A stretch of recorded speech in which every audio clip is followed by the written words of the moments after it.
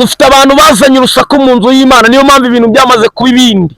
Baraje mu nzu y'Imana hahandi haburijwe gucongerwa ibuye, haburijwe kumvikanira urusaku rw'inyundo, ariko abantu nibo bazanye urusaku rw'inda. Ibifu nibyo biri kuhasakuriza, ubujura nibwo buri kuhasakuriza. Niyo mpamvu ujya ubona ibintu byose byaramaze kuba ibindi, ugasanga na zimwe zarafunzwe. Ni ukubera urusaku rwahavugiwe rutari rukwiriye kuhavugirwa. Ntabwo ahantu ari aho kuvugirwa urusaku.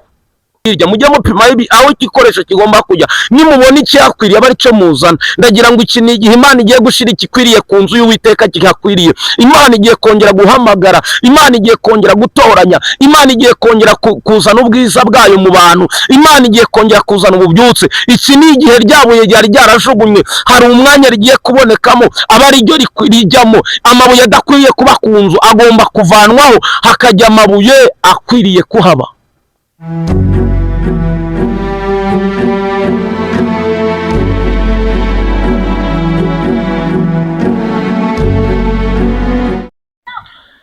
Turabasuhuje mu izina rya Yesu Kristo. Amahoro y'Imana nakomeza ganze mwebwe mudukurikiye muri aka kanya. Imana y'amahoro ikomeze ibagirire neza, Imana ikomeze kubambika imbaraga mu izina rya Yesu. Tunejejwe n'Imana kongera kugaruka imbere ya kamera. Dushimiye mwebwe mwamaze gukora subscribe, Imana igibaho umugisha.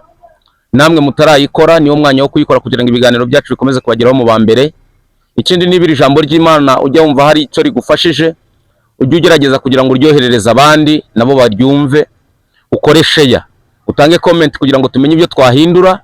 Ikindi kandi ujye uduha like bitwereka ko dukunda, natwe turabakunda. Imana y'amahoro ibagirire neza mu izina rya Yesu. Uyu mwanya Imana hari ijambo, hari message yampaye. Mbere yuko nikubwira, reka tubanze dusenga Imana kugira ngo umwami Imana akomeze kubana natwe mu kiganiro, kandi Imana aba ari ikora ibikomeye.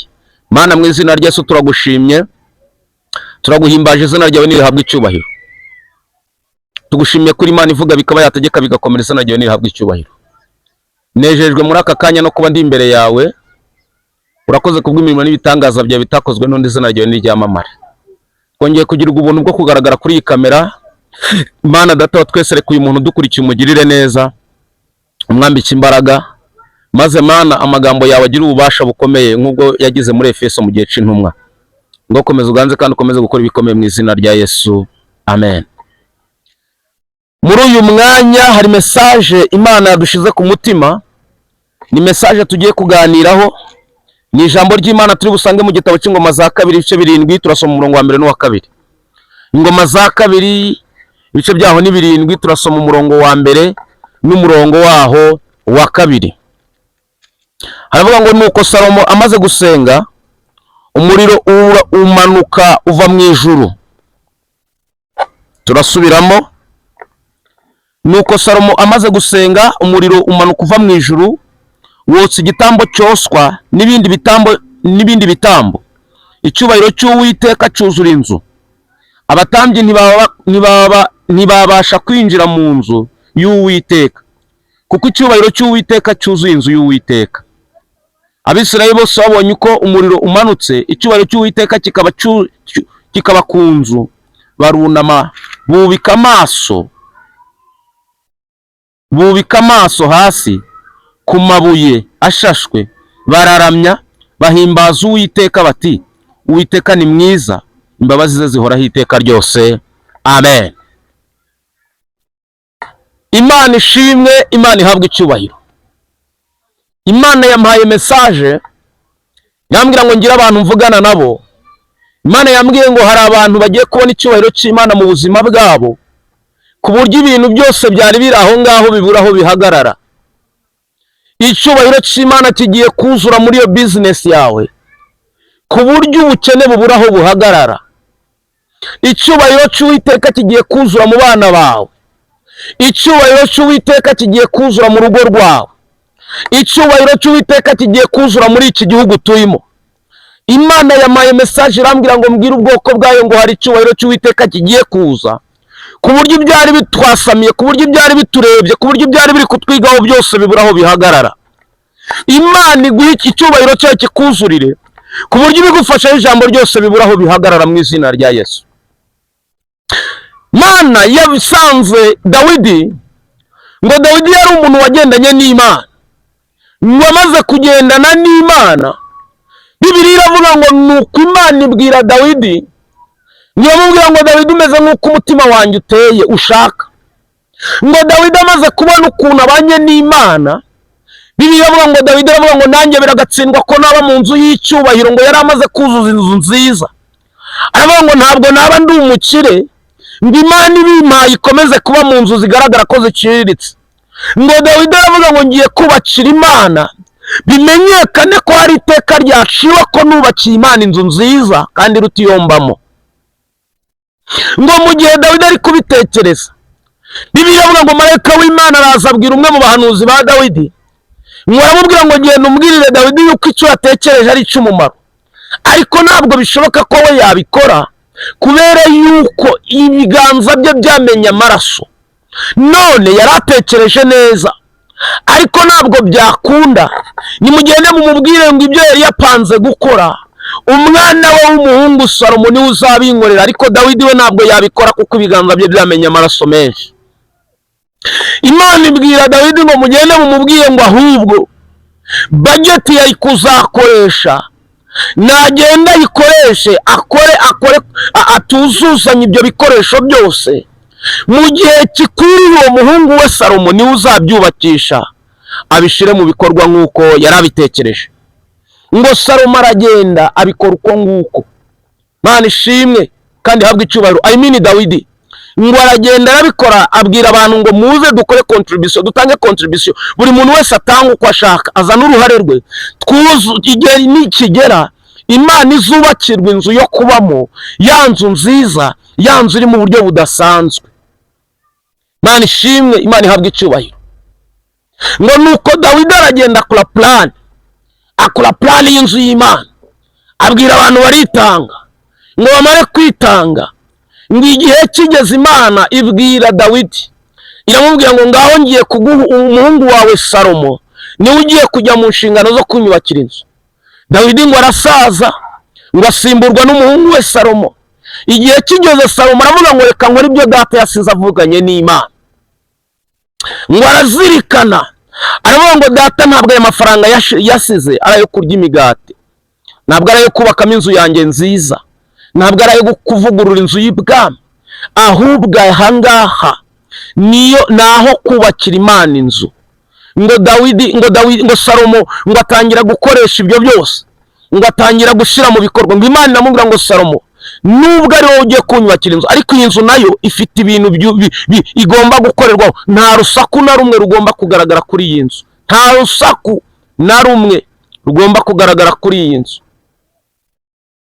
Iyi nzu ntabwo ari iyo kugirirwamo urusaku. Dufite abantu bazanye urusaku mu nzu y'Imana, niyo mpamvu ibintu byamaze kuba ibindi. Baraje mu nzu y'Imana hahandi haburijwe gucongerwa ibuye, haburijwe kumvikanira urusaku rw'inyundo, ariko abantu nibo bazanye urusaku rw'inda, ibifu nibyo biri kuhasakuriza, ubujura nibwo buri kuhasakuriza. Niyo mpamvu ujya ubona ibintu byose byaramaze kuba ibindi, ugasanga na zimwe zarafunzwe. Ni ukubera urusaku rwahavugiwe rutari rukwiriye kuhavugirwa. Ntabwo ahantu ari aho kuvugirwa urusaku. Imana ibwira Salomo, iramubwira ngo haba urusaku rw'ubwoko bwose, iyi nzu ntabwo ari iyo gusakurizwamo, iyi nzu ntabwo ari iyo gusakurizwamo, mugende mu bikorere iyo hirya, ariko hajye haza ibintu bikwiriye kuba kuri iyi nzu. Baragendaga bagaconga amabuye, ngo bagacongera amabuye iyo hirya, barangiza bakagaruka ngo bakazana ibuye naho rigomba kuba rihakwiriye, ngo bakarishiramo. Ntabwo ku nzu y'Imana higeze hagaragara urusaku. Izi nsaku sinzi iyo ziva, sinzi ibi bintu byaturutse. Haleluya, ntabwo nzi ibi bintu byaturutse. Nyamara iyo usakuje nyine nta kindi kibivamo, nuko ibyari ubwiza bw'Imana ntabwo bwumvikana, ntabwo bigenda nk'uko byari bikwiriye kugenda. Iyo hagaragaye urusaku nyine urumva byabaye akavuyo. Imana ni ngombwa ngo ice akavuyo. Ndagira ngo Imana yo mu ijuru gucira akavuyo ku buzima bwawe. Berabima, niba hari urusaku rwari ruri mu muhamagaro, ndagira ngo uyu mwanya uvuge ngo uru rusaku nirurangire mu izina rya Yesu. Imana irangize uru rusaku ku buzima bwawe, Imana irangize uru rusaku mu muhamagaro wawe. Ntabwo mu nzu y'Imana hakwiriye kuba urusaku, mu nzu y'Imana hakwiriye kuba umutuzo, ntabwo ari aho gusakuriza. Imana ishimwe, Imana ihabwe icyubahiro.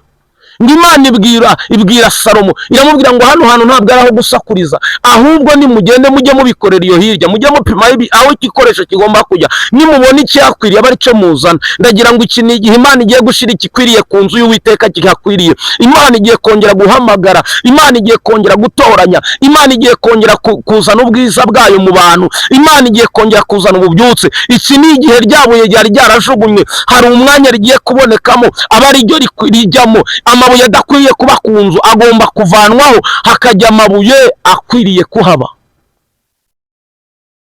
Imana y'amahoro idufashe kandi tugirire neza. Haleluya, haleluya.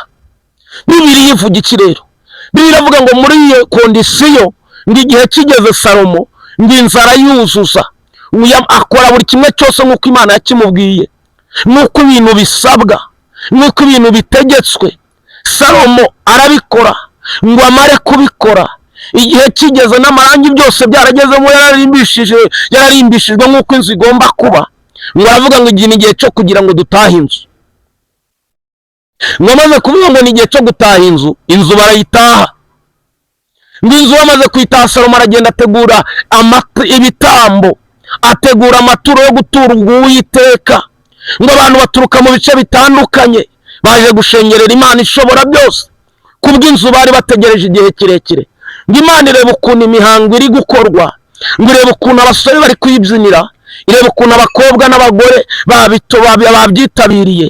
Bibiliya iravuga ngo nuko Uwiteka Imana arangije ngo aramanuka, ngo amaze kumanuka, Bibiliya iravuga ngo ubwiza bw'Uwiteka bwuzura inzu. Haleluya.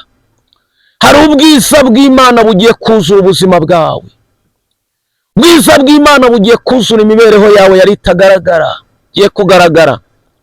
Ubwiza bw'Imana bugiye kuzura inzu, ubwiza bw'Imana bwuzura ako kazi kawe wabonaga katari kujyamo neza, ubwiza bw'Imana bwuzura iyo mibereho yawe. Bibiliya iravuga ngo ubwiza bw'Imana bwuzura inzu, ngo kugeza ubwo abantu babuze aho bahagarara, ngo abatambyi nabo babura aho bahagarara. Ubwiza bw'Imana buravuga ngo byose nibigende, njyewe Uwiteka Imana nahigereye. Imana nigera mu rugo rwawe, inzara irahita igenda kubw'ubwiza bw'Imana. Imana nigera mu rugo rwawe, abarozi barahunga. Imana nigera ku buzima bw'abanyamagambo baraceceka, kuko ubwiza bw'Imana iyo bwuzuye ahantu nta kindi kintu kihagaragara, byose bibura aho bikandagira. Wari ushaka kugira ngo ibyo bintu bikuvaho bibura aho bikandagira mu buzima bwawe, reka ubwiza bw'Imana bukuzure mu izina rya Yesu. Wari ushaka kugira ngo umugisha w'Imana ukubeho, reka ubwiza bw'Imana bukuzure. Aho ubwiza bw'Imana bwamaze kuzura, ibintu ntabwo biba bikibona aho bihagarara, ibintu ntabwo biba bikibona aho bifite umwanya, ibintu byose biraceceka, bikubaha Uwiteka. Imana ikagaragara ariyo kwizerwa, Imana ikagaragara ku buzima bwawe. Ndahanuriye ubuzima bwawe muri aka kanya, ubwiza bw'Imana bwuzura imibereho yawe, ubwiza bw'Imana. Bibiliya iravuga ngo nuko ubwiza bw'Imana bwuzura inzu n'abatambyi ubwabo. Ubwiza bw'Imana ngo bwuzura inzu n'abatambyi ngo babura aho bahagarara. Iri jambo riri kumfasha cyane. Imana ikuzure, Imana yuzure ministeri yawe, Imana yuzure ibyo wari gushaka ku Uwiteka mu izina rya Yesu. Imana yuzure buri kimwe cyose. Dufite abantu bamaze gucika intege. Haleluya, haleluya. Dufite abantu bamaze kuva mu byizerwa, abantu bamaze kubona ibintu byaracanganye. Ngo ubwiza bw'Imana bwuzura inzu. Ngo n'abatambyi babura aho bahagarara. Iyo ubwiza bw'Imana bwuzuye inzu, n'abandi bakubwira ko bagusengera babura aho bahagarara, bakavuga ngo twaragusengera, ariko amagambo agashira ivuga, kuko ubwiza bw'Imana iyo bwaje nta kintu na kimwe nibwo bwivugira. Haletodre bonefo. Imana iguha ubwiza bwayo mu nda yawe, ubugumba bubura aho buhagarara. Imana iguha ubwiza bwayo, Imana ikuzuremo ubwiza bwayo mu bukobwa bwawe wari umaze kuzingwa kw'abarozi kubura aho kuhagarara, byose bive mu buzima bwawe, ushake kandi ushake urugo rw'umugisha mu izina rya Yesu Kristo. Imbaraga z'Imana zikomeze zikuganze, imirimo n'ibitangaza by'Imana bikomeze bikubeho. Ngo ubwiza bw'Imana bwuzura inzu, ngo abatambyi babura aho bahagarara, ngo abatambyi bamare kubura aho bahagarara. Bibiliya ivuga iki rero? Bibiliya ivuga ngo n'abantu bose bamaze kubona ibibaye, babonye ibitangaza bibaye, ngo bikubita hasi, ngo bararamya, bararamya, bararamya, bararamya. Shima Imana mutima wanjye we, shima Imana uwakubatuye, shima Imana n'uwera udahemuka. Nari kure nta byiringiro namba nari mfite, amasezerano y'ibizaba nari kure y'Imana, ariko ubu nigijwe hafi n'amaraso ye, ubu sinkigenda niganyira, ndi umwana w'ihoraho. Ubwiza bw'Imana bwuzura inzu, bararamya ngo abantu bose bubika imitwe hasi ku mabuye ashashe, ngo baravuga ngo ntabwo twari tuzi ko ibi byashoboka, ntabwo twari tuzi ko uyu yashaka, ntabwo twari tuzi ko uyu yabyara, ntabwo twari tuzi ko yabyara umwana w'inzobe kizungereza ufite imisatsi myiza, ntabwo twari tuzi ko yabona umugabo w'ipogari, wa wundi ufite favore, wa wundi ufite amatuza, wa wundi umeze neza, wa wundi wasenze. Haleluya! Ntabwo twari tuzi ko yabona umukobwa, wa wundi wubaha Imana. Bwiza bw'Imana ngo bwuzura inzu, ngo abantu bose bubarara hasi, baravuga ngo Uwiteka niwe Mana. Uwiteka niwe Mana wo nkurikiye, Uwiteka niwe Mana muri ubwo buzima bwawe, Uwiteka niwe Mana muri urwo rugo rwawe. Hari ibintu bigiye kuvuga ngo Uwiteka niwe Mana kubwo gutabarwa nawe, kubwo gutabarwa kwawe. Hari ibintu bigiye kuvuga ngo Uwiteka niwe Mana kubwo imibereho yawe ihindutse. Hari ibintu bigiye kuvuga ngo Uwiteka niwe Mana kubwo ko wari udafite akazi ukaba ugiye kukabona, izina ry'Imana rigahabwa icyubahiro. Reka dusengane Imana. Mana mu izina rya Yesu, Mana nyiri ubutware, urakoze kubw'uyu munota, urakoze kubw'iyi saha, icyubahiro cyawe cyuzuye ubuzima bwacu Mana. Amagambo ashize ivuga ngo n'abantu bose babuze aho bahagarara, n'abatambyi bose n'abandi bose n'abatuvuze bose n'abari baradusezeranije ibintu ntibabikore, abo bose babuze aho bahagarara, kuko icyubahiro cyawe cyuzuye mu buzima bwacu. Komeza uganze kandi ukomeze gukora ibikomeye. Uyu muntu wari ukurikiye iki kiganiro umugirire neza, umwambike imbaraga kandi umuneshereze, amagambo yawe akomeze kuba maremare.